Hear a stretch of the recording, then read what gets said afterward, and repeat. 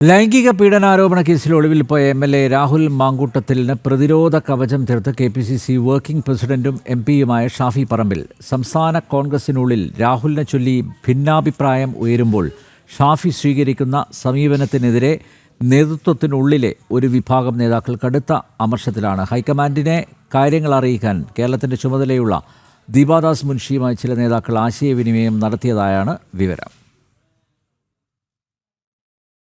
ലൈംഗിക പീഡനാരോപണ കേസ് ഉയർന്ന ഘട്ടത്തിൽ തന്നെ പാർട്ടി നടപടി. യൂത്ത് കോൺഗ്രസ് അധ്യക്ഷ സ്ഥാനം, പാർലമെന്ററി പാർട്ടി സ്ഥാനങ്ങളിൽ നിന്നടക്കം രാഹുലിനെ തെറിപ്പിച്ചുള്ള കെ.പി.സി.സി നേതൃത്വത്തിന്റെ കൈകഴുകൽ. എന്നാൽ ഒളിഞ്ഞും തെളിഞ്ഞും നേതാക്കളുടെ കൈകളിലും വാക്കുകളിലും രാഹുലിന്റെ നില ഇപ്പോഴും ഭദ്രം തന്നെ.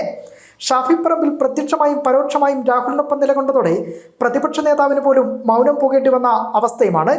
ഏറ്റവും ഒടുവിൽ ഇരയായ യുവതിയുടെ പരാതിയിൽ രാഹുലിനായി പോലീസ് തിരച്ചിൽ നടത്തുമ്പോഴും കെ.പി.സി.സി വർക്കിംഗ് പ്രസിഡന്റ് കൂടിയായ ഷാഫിയുടെ പിന്തുണ രാഹുലിനൊപ്പം തന്നെ.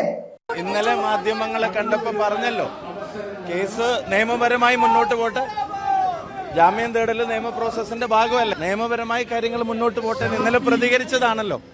നിലവിൽ യുവതി നേരിട്ട് പരാതിയുമായി പോലീസിനെ സമീപിച്ചതോടെ കെ.പി.സി.സി നേതൃത്വവും വെട്ടിലായിരിക്കുകയാണ്. നിലവിൽ ഷാഫിയുടെ ഇപ്പോഴത്തെ സമീപനത്തെ എതിർക്കാൻ പാർട്ടിയിലെ മുതിർന്ന നേതാക്കൾ പോലും ഇതുവരെ തയ്യാറായിട്ടില്ലെന്നതാണ് പ്രധാന വസ്തുത.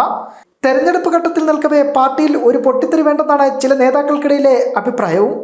കേരളത്തിന്റെ ചുമതലയുള്ള ദീപാദാസ് മുൻഷി അടക്കം ഷാഫിയുടെ നീക്കത്തിലെ അമർഷം നേതാക്കൾ ഇതിനോടകം അറിയിച്ചു കഴിഞ്ഞു. അതേസമയം തെരഞ്ഞെടുപ്പ് സമയമായതിനാൽ സംയമനം പാലിക്കാനാണ് ഹൈക്കമാൻഡ് കൈമാറിയിരിക്കുന്ന നിർദ്ദേശം. പരാതി ഉയർന്ന ഈ ഘട്ടത്തിലും നേതൃത്വത്തിലെ മുതിർന്ന നേതാക്കൾ ഇക്കാര്യത്തിൽ മൗനം പാലിക്കുമ്പോഴും ഷാഫി പറമ്പിലിനെ എന്തുകൊണ്ട് ഇതിന് സാധിക്കുന്നില്ലെന്നതാണ് പാർട്ടിയിൽ നിന്നുയരുന്ന പ്രധാന ചോദ്യം. കെ.ബി. ശ്യാമപ്രസാദ്, ജനം, കോഴിക്കോട്.